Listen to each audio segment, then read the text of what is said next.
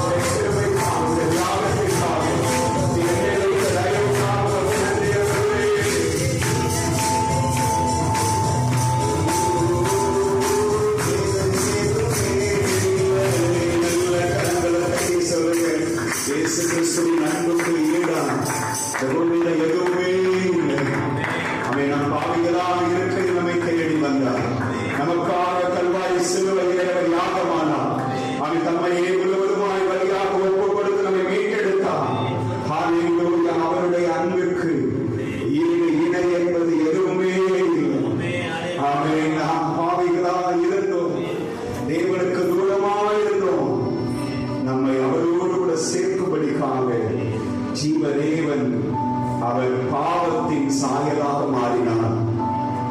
நமக்காக அவர் பாவமானார். நமக்காக அவர் வேதனைகளை சகித்தார். நமக்காக அவர் முற்றிலுமாய் தன்னை ஒப்புக் கொடுத்தார். ஹல்லேலூயா. பாடல் புத்தகத்தில் 704 பாடல் 2 வரி மட்டும் அதில் பாடல் போதும். குரூசின் மேல் காண்கின்ற தானநாதன் என் பேருக்காய் சாற்றுகிறார் என்கிற இந்த பாடலை நம்ம உணர்ந்து பாடப்போறோம். குரூஸ் என்கிறது சிலுவையிலே காண்கின்றவர் யார்? என்னை மீட்கும்படிக்காக ஜீவனை தந்த பிராணநாதன், ஜீவன் தந்த நேசர், என்னை மீட்டெடுத்தவர். முதல் 2 வரிகள் மட்டும் நாம் பாடி நம்ம ஆண்டவருடைய நாமத்தை மகிமைப்படுத்துவோம்.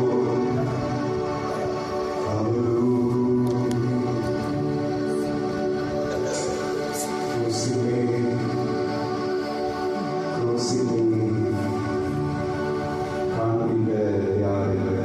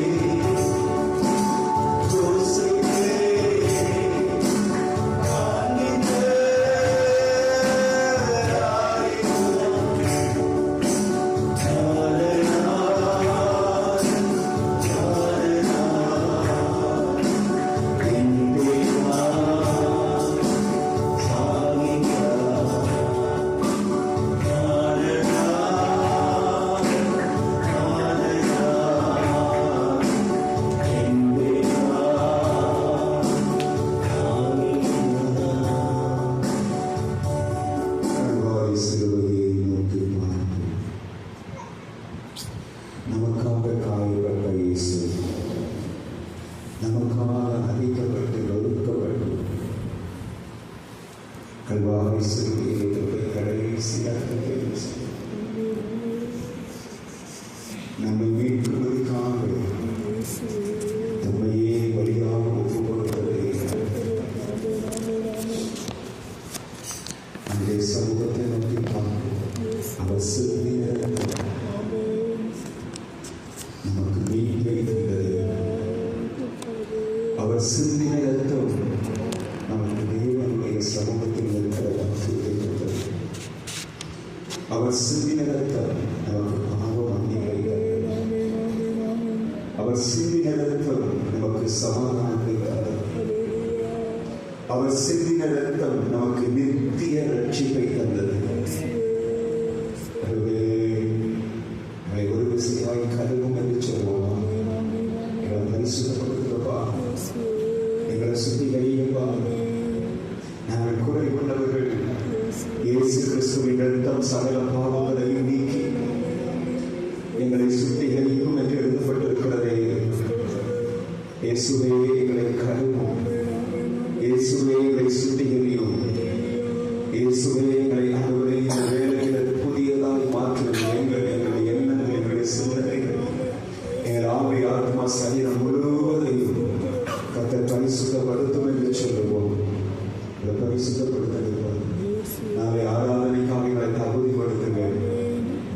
நாளை ஆராதனைக்காக எங்களை அவருடைய ஆயத்தப்படுத்துங்கப்பா.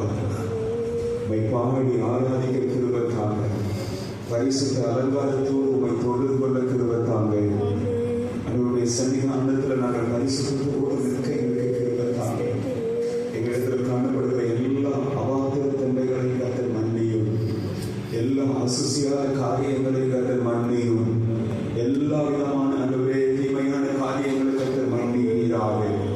கர்த்தர் எங்களை அன்பே இந்த வேலையில ஹல்லேலூயா பரிசுத்தமாக்க வேண்டும் என்று ஜெபிக்கிறோம். எங்களை அன்பே பரிசுத்தமாக்க ஊழியக்காரன் பரிசுத்தப்படுத்தும். இந்த ஆலயத்தை பரிசுத்தப்படுத்தும். நாளை ஆராதனைக்கு அன்பே எதிராக வருகிற எல்லா தடைகளை கர்த்தர் மாற்றும் என்று சொல்லி எல்லாரும் கர்த்தர் ஸ்தோத்திரம் பண்ணுவோம். ஸ்தோத்திரம் ஸ்தோத்திரம் ஸ்தோத்திரம் ஸ்தோத்திரம் ஸ்தோத்திரம். எல்லா தெய்வ பிள்ளைகளையும் தடையில்லாமல் கர்த்தருடைய சன்னிதானத்தில் கர்த்தர் கொண்டு வந்து ஒவ்வொரு பிள்ளைகளையும் கர்த்தர் ஆசீர்வதிக்கும்படிக்காக, ஒவ்வொரு பிள்ளைகளை தேவனாக கர்த்தர் பரிசுத்தப்படுத்தும்படிக்காக எல்லாரும் கர்த்தர் ஸ்தோத்திரம் பண்ணுவோமா? ஸ்தோத்திரம் ஸ்தோத்திரம் ஸ்தோத்திரம் ஸ்தோத்திரம் ஸ்தோத்திரம் ஸ்தோத்திரம் ஸ்தோத்திரம் ஸ்தோத்திரம். நாளை கர்த்தருடைய பந்தியிலே பங்கெடுக்கிறது தேவன் நமக்கு கிருபை தரும்படிக்காக, தேவனுடைய ஆமென் கரம் நம்ம ஒவ்வொருவரை திடப்படுத்தும்படிக்காக, பலப்படுத்தும்படிக்காக, ஆமென் கர்த்தருடைய ஆவியானவரை ஆட்கொண்டு நடத்தும்படிக்காக எல்லாரும் கர்த்தர் ஸ்தோத்திரம் பண்ணுவோம். ஸ்தோத்திரம் ஸ்தோத்திரம் ஸ்தோத்திரம் ஸ்தோத்திரம் ஸ்தோத்திரம் ஸ்தோத்திரம். இம்மாற்றத்தில் இருக்கிறவர்களை கர்த்தர் கொண்டு வரணும். நாளைய தினத்தில் புதிதான ஆத்துமாக்களை கர்த்தர் கொண்டு வரணும். யாரும் தடைபடாதபடி எல்லா மக்களையும் கர்த்தர் ஆயத்தப்படுத்தி கொண்டு வரும்படிக்காக எல்லாரும் கர்த்தர் ஸ்தோத்திரம் பண்ணுவோம்.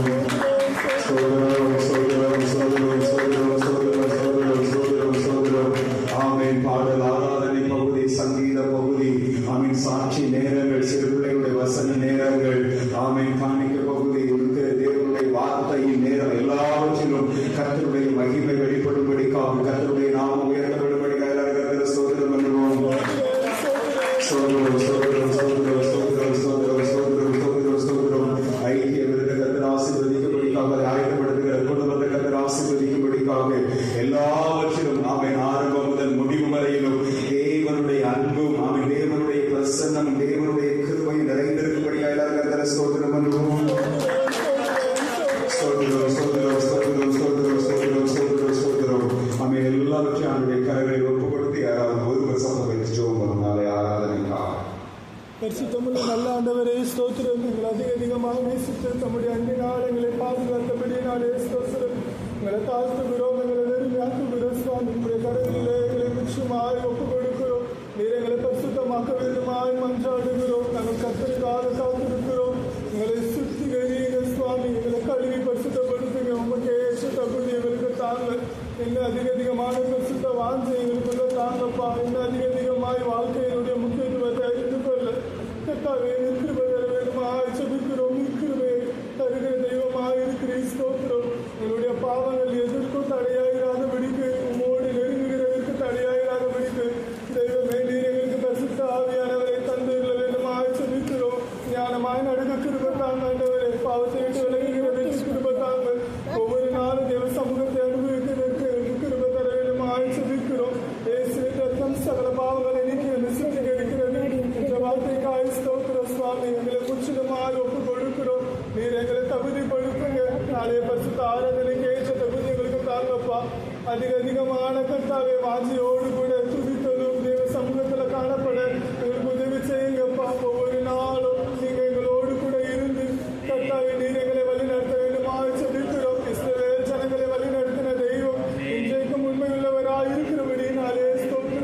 1000 தலைமுறை மட்டும் நீர் எங்களுக்கு உதவி செய்கிறவராக இருக்கிறீங்கப்பா. எங்களை தொடர்ந்து நீங்க ஆளுகை செய்யுங்க. நாளை தினத்துல துதிக்கிற வேலையில தேவ ஆவியானவர் எங்க மத்தியில பலமாய் அசைவாடுங்க. நீர் சொன்ன தீர்க்க தரிசன வார்த்தைகள் எல்லாம் அதிகமாய் கிரிய செய்ய நீர் எங்களை கர்த்தாவை பயன்படுத்த வேண்டுமாய் கிருபை தர வேண்டுமாய் ஜெபிக்கிறோம். நீர் எங்களுக்கு முன்பாக செல்லுங்க ஆண்டவரை. துதிக்கிற நேரத்துல தேவ ஆவியானவர் பலமாய் கிரிய செய்யுங்க. தம்முடைய ஜனங்கள் வாஞ்சியோடு இருக்கிறவர்கள் மேலே உம்முடைய ஆவியை நீர் ஊற்ற வேண்டுமாய் மன்றாடுகிறோம். நீர் கிருபையாய் இறங்கி வாங்க ஆண்டவரே. ஒவ்வொரு பகுதியோடு நீர் ஆசீர்வதிங்க.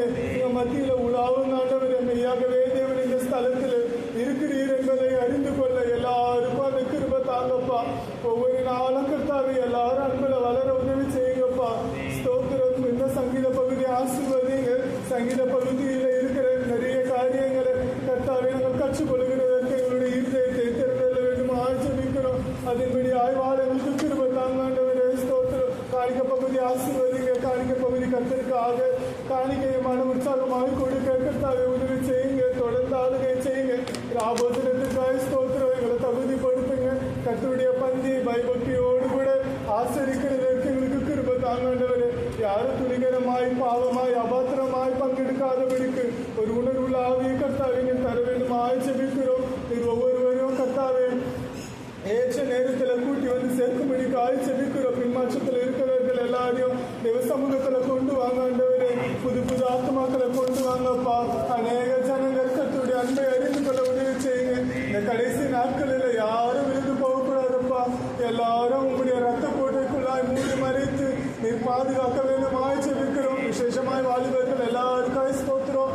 ஆளுகை செய்யுங்க. வாலிபர்களுக்குள்ள ஒரு எழுப்புதலை கர்த்தாவை நீர் போட வேண்டுமாய் ஜெபிக்கிறோம். நீர் கொண்டு வாங்க. உங்களுடைய சமூகத்துல மகிழ பண்ணுங்க.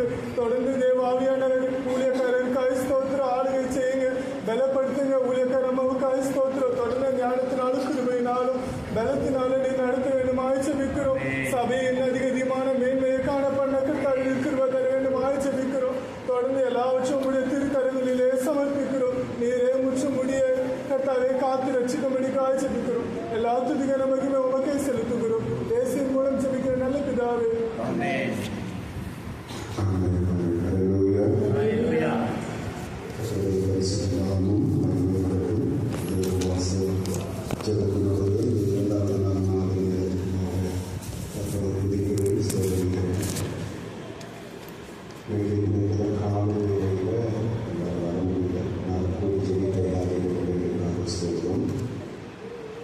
மாலையில் ஒரு வேத பகுதி எடுத்து நமக்கு கர்த்தருடைய கண்களில் ஒரு கிருபை கிடைக்கும் போது அவங்க எப்படி இருக்கிறாங்க அப்படிங்கிறத குறித்து நம்ம பார்த்தோம்.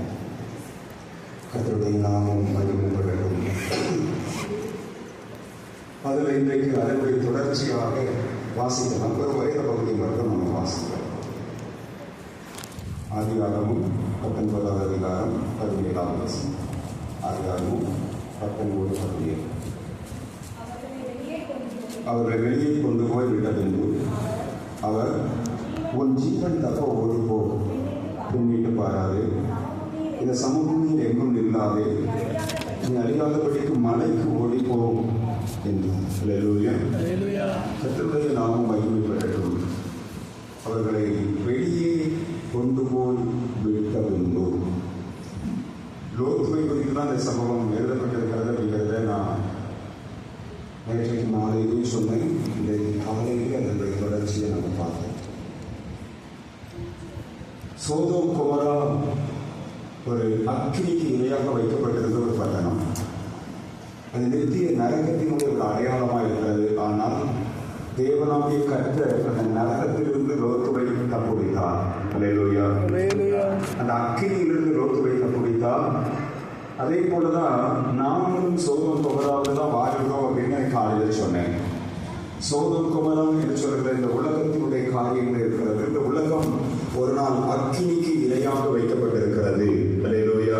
இந்த உலகம் முழுவதும் எல்லாமே அநித்தியமானதுதான். நம்ம எவ்வளவுதான் இந்த உலகத்துல பொருட்களையும் நம்ம எல்லாவற்றையும் சேர்த்து வைத்தாலும் ஒரு நாளும் இந்த உலகத்திலிருந்து ஒன்றையும் என்ன செய்ய முடியாது, மனிதன் எடுத்துக்கொண்டு போக முடியாது. ஒரு இங்கிலாந்து தேசத்தில் ஒரு மிகப்பெரிய செல்வந்தர் ஒருத்தர், மிகப்பெரிய செல்வந்தராக இருந்தவர். ஒரு நாள்ல அவர் வந்துட்டு எல்லா மனிதர்களுக்கும் ஒரு நாள் மரணம் வரும், அப்படிதானே? எல்லாருக்கும் ஒரு நாள் மரணம் வரும், எல்லாரும் மரணம் வரும். அப்போ அவர் வந்துட்டு ஒரு நாள் போய் சிந்தித்தான். தன்னுடைய மிகப்பெரிய கோடீஸ்வரனா என்ன ஒரு நாள் போய் சிந்தித்தான்.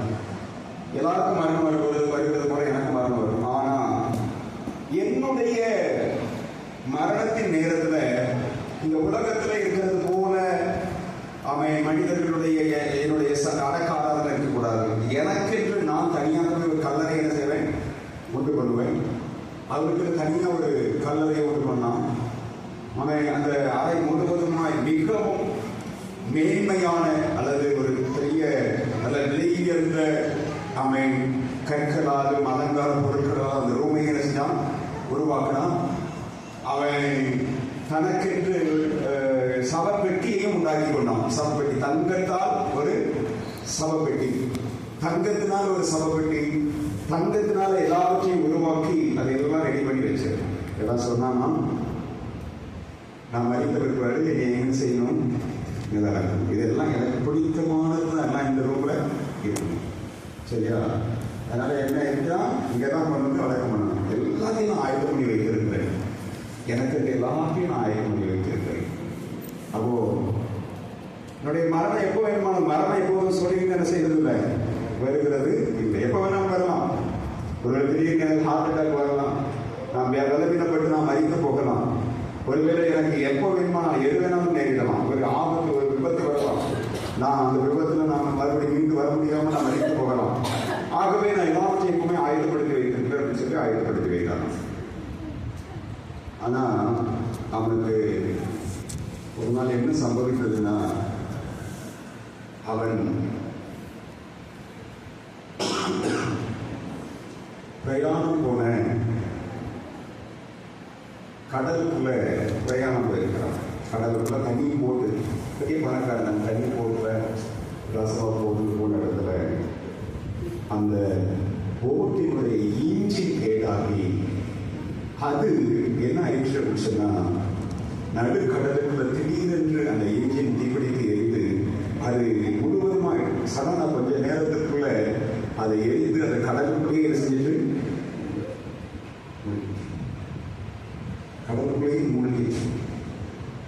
இவை சில பேருக்கு அந்த ஆபத்து நேரத்தில் தகவல் கொடுத்தால் வந்து பார்த்தா கடல்ல எந்த இடத்துல அவன் மூழ்கி போனான் அப்படிங்கிறது யாருக்கும் தெரியல. அவனுடைய போட்டை கண்டுபிடிக்கலாம்னு நிறைய ஆராய்ந்து பார்த்தாங்க, அவனை தேடி பார்த்தாங்க. அவனுடைய இன்னைக்கு இருக்கிற நவீன கருவிகள் இப்போ அதை எது நடந்தது கொஞ்ச காலத்துக்கு முன்பாக அன்றைக்கு இருந்த காலகட்டத்தினுடைய நவீன கருவிகளை வந்து அவனை தேடி எடுக்கணும்னு பார்த்தாங்க. ஆனால் அவனுடைய சரீரம் கிடைக்கவே இல்லை. அவன் நினைச்சா என்னுடைய சரீரத்துக்கு தான் ஆயுதம் பண்ணணும், நான் என்னை தான் வைக்கணும். எல்லாத்தையும் ஒரு சவப்பெட்டியை கூட ஆயுதம் பண்ண ஒரு மனுஷன், தனக்கென்று ஒரு சவப்பெட்டியை கூட ஆயுதம் பண்ணி தனக்கென்று தன்னை அடக்கம் பண்ணுகிறதற்காக எல்லாவற்றையும் அவன் ஆயுதப்படுத்தி வைத்த ஒரு மனிதன். அவன் நினைச்ச இடத்துல அவனுடைய சரீரம் கூட வைக்கப்படலை. அல்லேலூயா, அல்லேலூயா. நல்ல ஞாபகம் வைத்துக் கொள்ளுங்க. இந்த உலகத்துல மனிதர்கள் அதே போல இப்போ கொஞ்ச நாளைக்கு முன்னால டைட்டானிக் கப்பலை பார்க்கிறதுக்காக ஒரு ஒரு என்ன சொல்றது, கடலுக்குள்ள போகிறதான ஒரு நீர் மூழ்கி கப்பல் இல்லை, அது டைட்டானிக் கப்பல்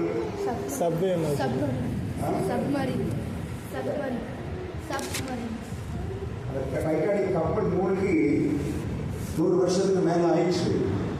இந்த கப்பலுடைய பாகங்கள் அடியில கடலினுடைய ஆழத்துல என்ன செய்யுது கிடக்கு. இப்ப அதுல இருந்து பொருட்கள் எல்லாம் எடுத்துட்டு கொண்டு வர முடியாத அளவுக்கான அதை சுத்தி பார்க்கறதுக்கு ஒரு சின்ன கடலுக்குள்ள நீர்மூழ்கி போனது நல்ல செல்வம், நல்ல அங்க போகிறதுக்கு ஒரு டூர் மாதிரி உள்ள போயிட்டு, ஏன்னா உள்ள வந்துட்டு அதனுடைய அந்த ஆழத்திற்குள்ள போகும்போது அந்த பயங்கரமான என்ன சொல்றாங்க, ஒரு ஈர்ப்பு, பயங்கரமான ஒரு ஈர்ப்பு சக்தி கடலுக்குள்ள இருக்கலாம். அதனாலதான் இங்க மற்ற கடல்கள் மற்றவர்கள் போய் அதை பொருட்கள் எல்லாம் எடுக்க முடியல. அதுல இருந்து எதையும் வெளியே இது பண்ண முடியாது. அப்படி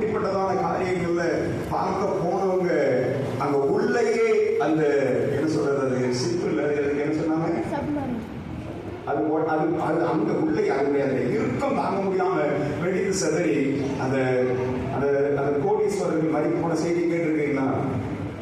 கேட்டது இல்லையா? இப்போ சமீபத்தில் அவர் 2 வருஷத்துக்கு முன்னால் நடந்த சம்பவங்கள் தான். பெரிய பெரிய கோடீஸ்வரர் அவருடைய சரீரம் எதுவுமே உள்ள அதனுடைய அந்த இறுக்கம் தாங்காம அந்த இது வெடித்துருச்சு. ஏற்கனவே போயிட்டு வந்திருக்கிறான். அதுல ஒரு தகப்பனும் அவங்க பையன் பெரிய கோடீஸ்வரர். அந்த பையனுக்கு வந்து 19 வயதா 16 வயது வரும். எல்லாம் வாலிபனோட நாங்க இதுவரைக்கும் இந்த பூமியில அவங்க யாரும் பார்க்காத இடத்துக்கு நாங்க போனோம். நாங்க சில ஆச்சரியமானவைகளை பார்க்க போகிறோம் அப்படின்னு போனவங்க திரும்பி வரல. இதை நான் ஏன் சொல்றேன் அப்படின்னு கேட்டா, நல்லா கவனிங்க. மனிதனுடைய வாழ்க்கை இந்த பூமியில எதுவுமே நிரந்தரமானது கிடையாது. நிரந்தரமானதே கிடையாது. ஆனா ஆண்டவர் இந்த நிலையில்லாத உலகத்தில் இருந்து நம்மை மீட்டு எடுத்திருக்கிறார். அவருக்கு மீட்டு எடுத்திருக்கிறார். அல்லேலூயா. இந்த வசனத்தை நீங்க பாருங்க. அவர்களை வெளியே கொண்டு போய் விட்ட பின்பு, அல்லேலூயா அல்லேலூயா, எங்க இருந்து? அறிவுக்கு பாத்திரமா இருக்கிற அந்த பட்டணத்தில் இருந்து அவர்களை வெளியே கொண்டு போய் விட்ட பின்பு அங்க கர்த்தர் அவர்களை பார்த்து சொல்லுகிறார், உன் ஜீவன் தப்ப ஓடிப்போ, பின்னிட்டு வராதே. அல்லேலூயா. உன் ஜீவன் உனக்கு நான் கர்த்தருடைய கண்களில் கிருபை கிடைத்ததுனால உன் ஜீவனை நான் உனக்கு தப்பு வைத்திருக்கிறேன். இந்த ஜீவன் தப்ப ஓடிப்போ, நீ பின்னிட்டு பாராதே. இந்த சமபூமியில் எங்கும் நில்லாதே. நீ அறியாதவர்களுக்கு மலைக்கு ஓடி போ என்று சொல்லுகிறார். அல்லேலூயா. இன்னைக்கு காலையில நான் சொன்னேன், 2 பேர் ஓடணும் அப்படின்னா அது சொல்றேன். கிறிஸ்தவ வாழ்க்கையில ஓடணும். இது ஒரு ஓட்ட பந்தயம். நம்ம சொல்லுகிறது ஓட்ட பந்தயத்துக்கு அடையாளமா இருக்கு. எங்க ஓடணும்? நான் இயேசுவை நோக்கி ஓடணும். அல்லேலூயா. நான் காலையில உபவாச ஜெபத்துல சொன்னேன், 1 கொரிந்தியர் 9ஆம் அதிகாரம் 24, 25 வசனங்களை வாசிக்கும் போது, நீங்கள் பெற்றுக்கொள்ளத்தக்கதாக ஓடுங்க. அல்லேலூயா. அப்போ நித்திய அதே தொடர்ந்து நாம் வாசிக்கும் போது, நாம் அழிவில்லாத கிரீடத்தை பெறும்படிக்காக நாம் ஓடுகிறோம். அல்லேலூயா. இந்த உலகத்துல பந்தய பொருளை பெறுகிறதுக்காக ஓடுகிறவர்கள் இச்சை இடக்கமா இருப்பார்கள். அவர்கள் அழிவுள்ள கிரீடத்தை பெறும்படி எப்படி செய்கிறார்கள்? நாமும் அழிவில்லாத கிரீடத்தை பெறும்படிக்கு அப்படி செய்கிறோம். அப்போ ஓடுகிறவர்களுக்கு ஒரு இச்சை இடக்கம் வேணும். ஒரு நீதியோடு ஓடணும். நமக்கு ஒரு ஓட்டத்துல நமக்கு நியமித்திருக்கிற ஓட்டத்துல நம்ம ஓடணும். கிறிஸ்தவ வாழ்க்கை எப்படி வேணாலும் ஓடுகிற வாழ்க்கை அல்ல, எப்படி வேணாலும் வாழ்கிற வாழ்க்கை அல்ல. ஒரு கட்டுப்பாடோடு வாழ்கிற வாழ்க்கை. அல்லேலூயா. தாறுமாறா ஓடனா அது ஓட்டம். ஓட்ட பந்தயத்தில் வச்சா சில நேரங்களில் அந்த லைன்லேயே ஓடணும். அந்த லைன் தரனாலே சில நேரத்தில் அவங்களுக்கு பிரைஸ் கிடையாதுன்னு சொல்றாங்க. அப்படிதானே? சரியா ஓடணும். சமீபத்தில் ஒரு வீடு பார்த்தேன். ஸ்கூல் பிள்ளைகள் எல்லாம் ஓடுறதுக்கு பசங்க நிறுத்திருக்கிறாங்க. நிறுத்துறதுல எல்லாம் அந்த பக்கமாக ஓடணும். ஒரு பையன் இந்த பக்கமாக ஓடலாம். டீச்சர் அவங்க முன்னால் ஓடுது. பாவம் அந்தமா அடிச்சோம்னா அவங்க எங்கேயா ஓடணும் வாங்க செய்யலாம், பிச்சுக்கிட்டு ஓடணும். அப்புறமா எந்த ஒரு வீடியோவில் பார்த்தா இந்த மாரத்தான் கூட ஓடுவாங்க பாருங்க. ஒரு இதை கொண்டு வந்து இன்னொரு கொடுக்கணும். அது என்ன சொல்றீங்க? ஒன்று கொண்டு வந்து கொடுத்துட்டு அடுத்த அவங்க டீம் அடுத்த அங்கே வந்து நிற்பாங்க. இவ்வளோ தூரம் ஒரு ஆள் ஓடணும். கொண்டு கொடுத்தவொடனே அவங்க வாங்கிட்டு என்ன செய்யணும்? ஓடணும். அப்போ வெயிட் பண்ணிட்டு இருக்கிறாங்க. எல்லாம் வெயிட் பண்ணிட்டு இருக்காங்க. 4 டீம்னா 4 பேர் வெயிட் பண்ணிட்டு இருக்காங்க. அவங்க டீம்ல வந்து ஆணையெல்லாம் ஓடி வர பசங்க தான், சின்ன பசங்க. ஓடி வர ஒருத்தன் முதல்ல வந்தவன் அவனுக்கு கொடுக்கவே இல்லை. இவன் டீமுக்கு கொடுக்கலாம். பாஞ்சு போறான், முன்னாடி போறான். இவன் அவன் பக்கத்துல நின்று டீச்சர் போடான், நீதான் வாங்கிட்டு ஓடணும். இவன் அவன் அந்த மாதிரி ஒரு காரியம். என்னோட அதே இதுல பின்னாடி வந்து ஒரு கொடுத்துட்டு வாங்கிக்கிட்டு இதை வச்சுட்டு என்ன பண்றது அவங்க ஓடுறதை பார்த்துக்கிட்டு அங்க நிற்குது. அப்போ பல காரியங்கள்ல இது சில காரியங்கள் காமெடியா இருந்தாலும் பந்தய சாலையில் ஓடுகிறவர்கள் எல்லாரும் ஓடுவாங்க. அந்த வசனம் சொல்லுது, ஆகிலும் ஒருவனே பந்தய பொருளை பெறுவான் என்று அறியீர்களா? ஆகையால் நீங்கள் பெற்றுக்கொள்ளத்தக்கதாக ஓடுங்கள். அல்லேலூயா, அல்லேலூயா. பெற்றுக்கொள்ளத்தக்கதாக ஓடுங்கள். நம்முடைய ஓட்டம் சரியான பாதையில போகணும். அல்லேலூயா. அதான் ஆண்டவர் அங்க சொல்றாரு, நீ ஓடுறது தாறுமாறா ஓடாத. எங்க ஓடி போகணும்? அந்த வசனம் என்ன சொல்றது? எங்க ஓடி போகணும்? தாவீது அந்த வசனம் என்ன சொல்றது? எங்க ஓடி போகணும்? வசனத்தை பாரு. அதிகாரம் எடுத்திருக்கியா? எத்தனாவது அதிகாரம் எடுத்திருக்க? 19வது அதிகாரம். எத்தனாவது வசனம்? 19வது அதிகாரம் எத்தனாவது வசனம் எடுத்திருக்க? 17வது வசனம். ஓடுன்னு சொல்றாரு. எங்க ஓடி போகணும்னு சொல்றாரு?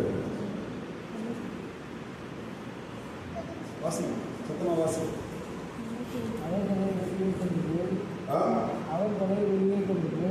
அவர்களை வெளியே கொண்டு போய் விட்ட பின்பு அவர் உன் ஜீவன் தப்ப ஓடி போ,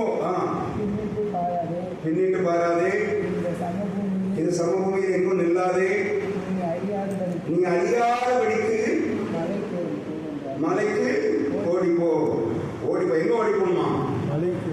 மலைக்கு ஓடி போ. இந்த மலை அப்படிங்கிறது தெய்வ பிரசன்னத்தினுடைய நிச்சயத்தை குறிக்கிறது. தேவனை நோக்கி ஓடு, நம்முடைய பிரசன்னத்தை நோக்கி ஓடு. நான் இன்னைக்கு பகல்ல சொன்னேன், பூமிக்குரியவைகள் அல்ல, மேலானவைகளை நோக்கி நீ ஓடுங்க. ஆமென். தேவனுடைய வலது பரிசத்தில் இருக்கிற இயேசு கிறிஸ்துவை நோக்கி ஓடுங்க. அல்லேலூயா, அல்லேலூயா, ஆமென். கொலோசியர் 3:1-2 வசனங்கள் தான் சொல்லுது, கிறிஸ்து தேவனுடைய வலது பரிசத்தில் வீற்றிருக்கிற இடத்தில் உள்ள மேலானவைகளையே நாடுங்கள். அல்லேலூயா, மேலானவைகளையே தேடுங்கள் அப்படின்னு சொல்லிட்டு தேடுது. அதான் நீ அங்க தேடு, இயேசுவை நோக்கி ஓடு. அப்ப நமக்கு ஒரு டெஸ்டினேஷன் இருக்கு. எங்க போனா தேவனை நோக்கி, பரலோக ராஜ்யத்தை நோக்கி நாம் அந்த வாழ்க்கையில ஓடுகிறோம். அல்லேலூயா, அல்லேலூயா. அப்போ இந்த உலகத்துல ஓடும்போது பெற்றுக்கொள்வதற்காக ஓடும்போது, அப்போ எதுவும் விட்டுட்டு ஓடணும்னா நான் காலையில சொன்ன காரியத்தை அப்படி சொல்லி முடிக்கிறேன். மேகம் போன்ற இத்தனை திரளான சாட்சிகள் நம்மை சூழ்நிற்க பாரமான யாவற்றையும் நெருங்கி பற்றுகிற பாவத்தையும் உதறி தள்ளிவிட்டு ஓடணும். அல்லேலூயா. யோசேப்புக்கு விரோதமாய் பாவம் வந்தபோது அவன் தன்னுடைய வஸ்திரத்தையும் அவருடைய கையில விட்டுட்டு ஓடணும். அல்லேலூயா. பாவத்தை உதறி தள்ளிவிட்டு ஓடணும். பாவத்தினுடைய காரியம் அவனை பற்றி இழுக்க சூழ்ந்த போதும் அவன் உதறி தள்ளிவிட்டு ஓடினான் என்று காலையில பார்த்தோம். இன்னொரு மனிதன் ஓடினான். யாருன்னு சொல்லி கேட்டா, கேயாசி என்கிற ஒரு மனிதன் ஓடினான். இந்த கேயாசி எதை நோக்கி ஓடினான்னா, எலிசா தீர்க்கதரிசியுடைய வேலைக்காரனாக இருந்த கேயாசி அந்த நாகமான் என்கிற ஒரு மனிதனுடைய ராஜ அரண்மனையில் இருந்த ஒரு மனிதனுடைய மிகவும் செல்வாக்காய் இருந்த ஒரு ராணுவ தலைவன் அவன். அவனுடைய சைன்யம் முழுவதுமாய் குஷ்டரோகம் பெற்று அவன் இஸ்ரவேல் தேசத்திற்கு வருகிறான். இஸ்ரவேல் தேசத்துல வந்து அவன் எலியாவினுடைய வார்த்தைக்கு கீழ்ப்படிந்த பிற்பாடு அவன் சுகம் பெற்றுக்கொண்டான். அதெல்லாம் அவன் சுகம் பெற்றுக்கொண்ட பிற்பாடு எலிசாவுக்கு அவன் வெகுமதிகளை கொண்டு வந்து தரான். ஐயா, நான் இதெல்லாம் நான் கொண்டு வந்தேன், தங்கம் வெள்ளி இதெல்லாம் நான் எடுத்து கொண்டு வந்தேன், நீங்க வாங்கி கொள்ளுங்க. அப்போ எலிசா சொன்னான், அது ஒண்ணும் எனக்கு வேண்டாம், காணிக்க அது ஒண்ணும் வேண்டாம், இப்போ அவன் வருந்தி கேட்டான், ஐயா கொஞ்சமாவது வாங்கிக்கோங்க. எலிசா சொன்னான், எல்லாத்தையும் நீ கொண்டு போ. அப்போ இந்த வேலைக்காரனா, எலிசாவுக்கு வேலைக்காரனா இருந்தது கேயாசிக்கு ஒரு எண்ணம், என்னுடைய எஜமான அவன் கொடுத்ததை கூட வேண்டாம், அது வருந்தி ஐயா வாங்கிக்கோங்கன்னு சொன்னதுக்கு அப்புறமா கூட வாங்கல, அதனால நான் அதை கொஞ்சம் வாங்கிக்குவேன் அப்படின்னு சொல்லி ஓடணும். எங்க ஓடணும்? அந்த நாகமானுக்கு முன்னால ஓடணும். ஓடி போய் ஒரு பொய் சொன்னான். இப்போதான் 2 பேர் ஆமென் வந்தாங்க. ஆனால் என்னுடைய எஜமான் எலிசா வந்துட்டு உங்கள்கிட்ட ஒரு காலம் வெள்ளியும் 2 மாற்று வஸ்திரங்களையும் வாங்கி கொண்டு வர சொன்னான். உடனே அவன் ஒன்றுக்கு நான் 2 காலங்கள் வெளியே வச்சுக்க, மாற்று வஸ்திரத்தை வைத்துக்க, 2 பேர் ஆளுங்க வேலைக்காரர்கள் அனுப்பி நீ அவங்க வீட்டுக்கு எடுத்துக்கொண்டு வச்சுக்குவா அப்படின்னு சொல்லி அவங்களுக்கு கொடுத்து அனுப்பினான். அப்போ வந்த பிற்பாடு எலிசா கேட்டான், எங்கே போயிட்டு வர அப்படின்னா, நான் எங்கேயும் போகிறதா இருக்கேன். அப்பதான் எலிசா ரொம்ப அழகா சொன்னான், நீ நாகமான இடத்துல போய் நீ வெள்ளியை கேட்டபோது அவன் இறங்கி வந்தபோது என்னுடைய மனம் அங்கே இருந்தது. பொன்னையாவது வெள்ளியையாவது வஸ்திரங்களையாவது வீட்டையாவது நிலங்களையாவது கொள்ளுகிறதற்கு இது காலமோ? அதனால அந்த நாகமானை பற்றின, நாகமானை பிடித்திருந்த அந்த குஷ்டரோகம் உன்னையும் சந்ததியும் பிடிக்கட்டும் அப்படின்னு ஒரு சாபத்தை பெற்றுக்கொண்டான். ஹல்லேலூயா. நான் காலையில் சொன்னேன், எலியாவுக்கு அப்புறமா எலியாவுடைய வேலைக்காரனாக இருந்த எலிசா, எலியாவுடைய எடுத்துக்கொள்வதற்கு பிற்பாடு இவன் பிரதான தீர்க்கதரிசியாக இருக்கிறான்.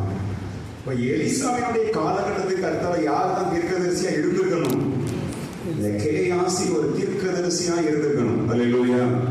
பொதுவாக அப்படித்தானே ஒரு பாஸ்டருக்கு அடுத்தால ஒரு அசிஸ்டன்ட் பாஸ்டர் இருக்கிறாங்க. அவங்க தான் அவத்தால எல்லா காரியத்தையும் செய்யறாங்க. ஒரு பாஸ்டருக்கு அப்புறமா அவங்க தான் எல்லாத்தையும் என்ன செய்ய போறாங்க? செய்ய போகிறாங்க.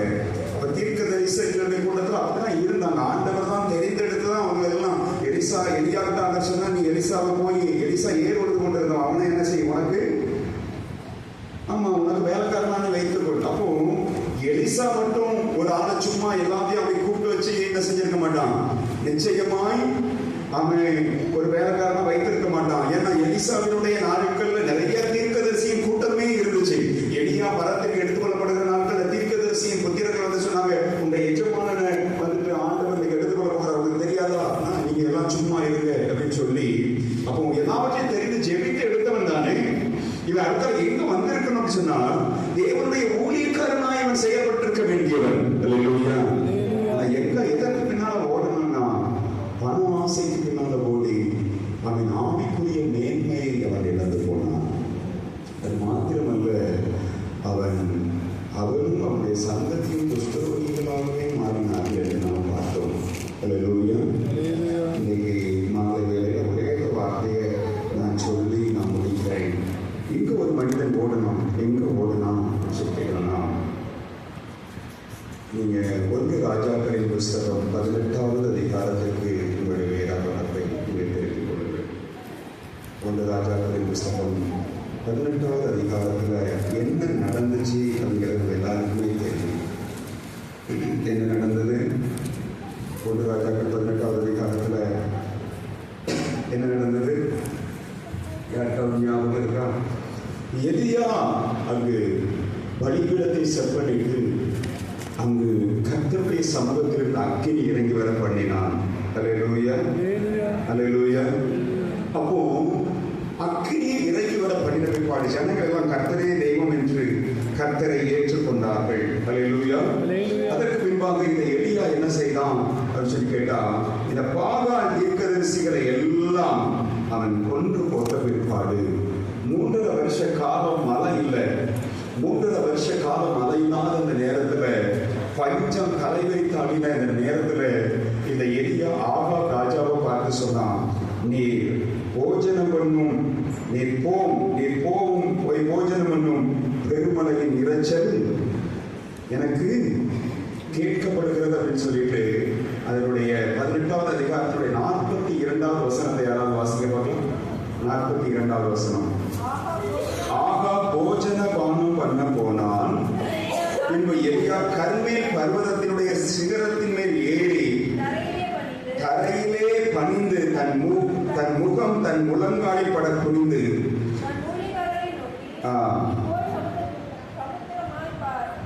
ஆமென், அல்லேலூயா. இந்த சம்பவம் எல்லாருக்கும் தெரியும்.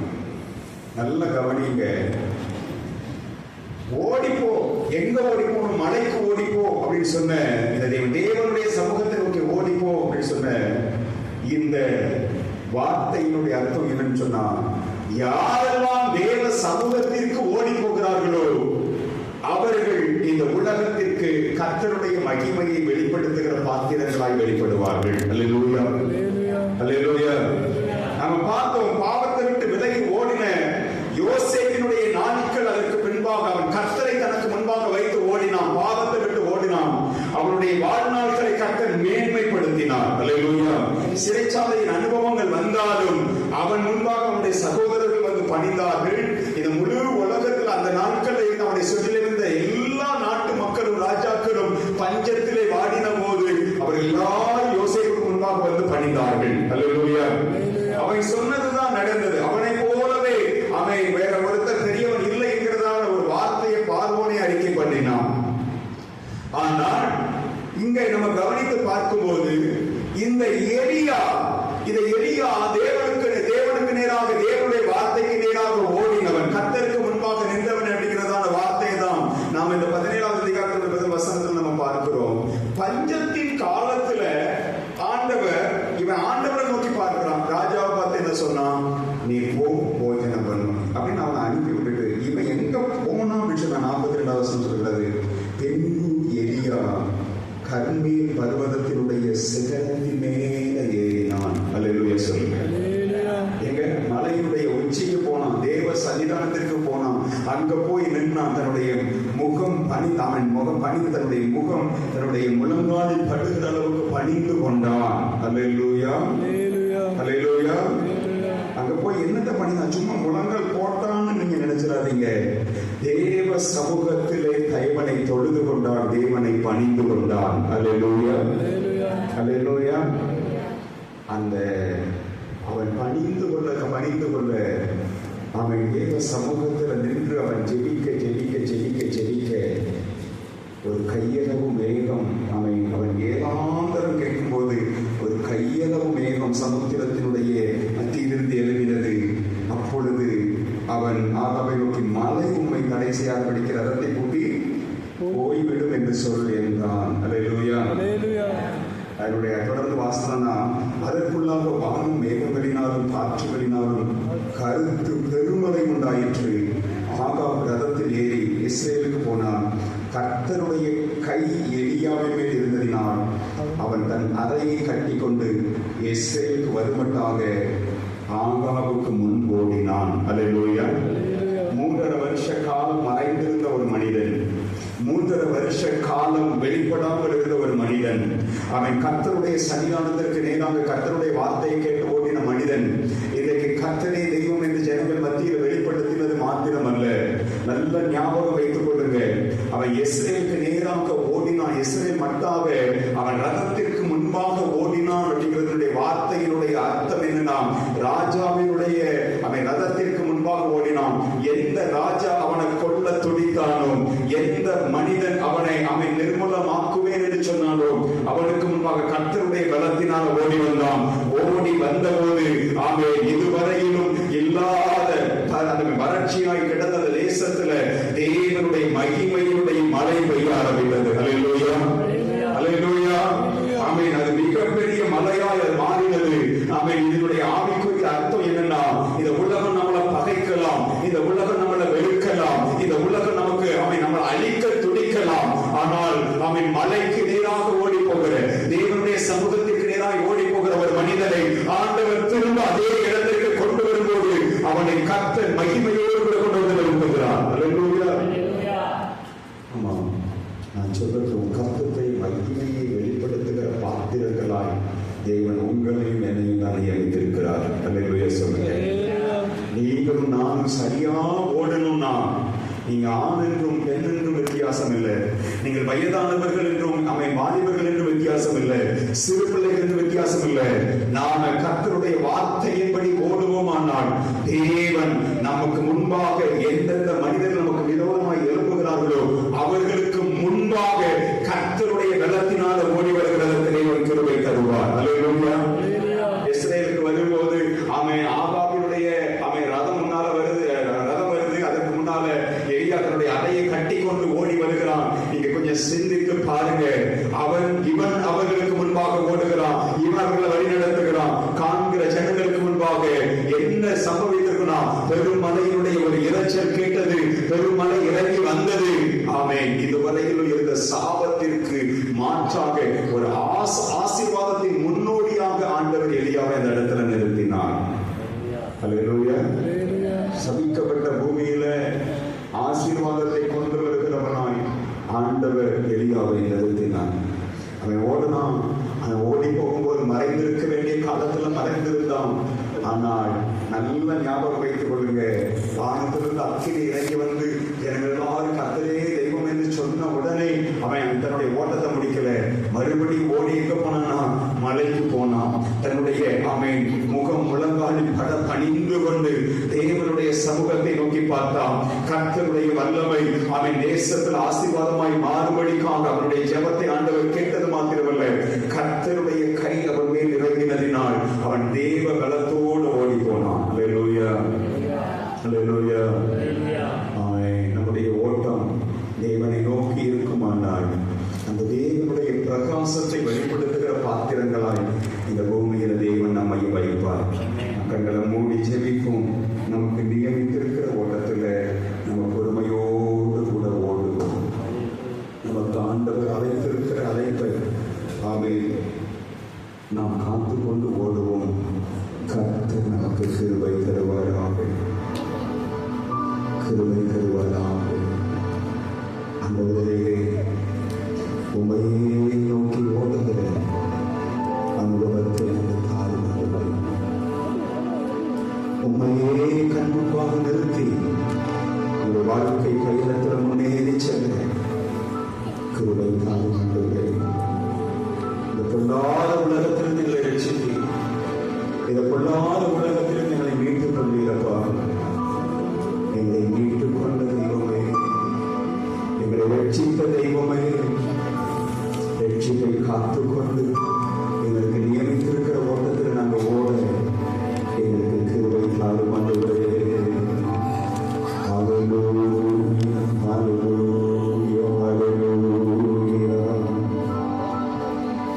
உம்மையே கண்முன்பாக நிறுத்தி ஓட கிருபை தாரும், கிருபை தாரும், கிருபை தாரும் ஆண்டவரே.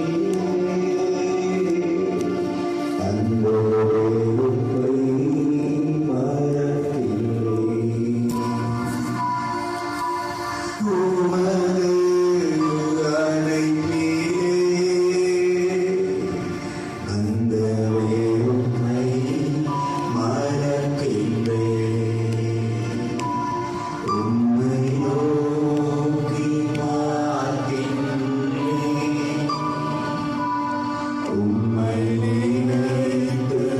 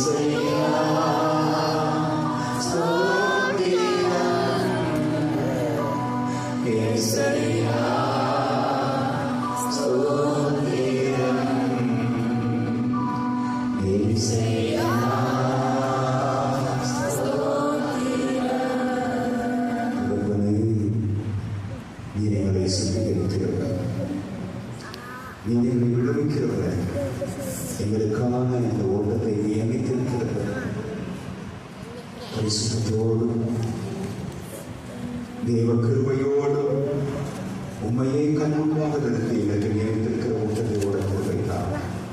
அதற்கு எல்லா பிள்ளைகளையும் பரிசுத்தப்பட்டதுக்கு ஆசீர்வதிக்கிறோம்.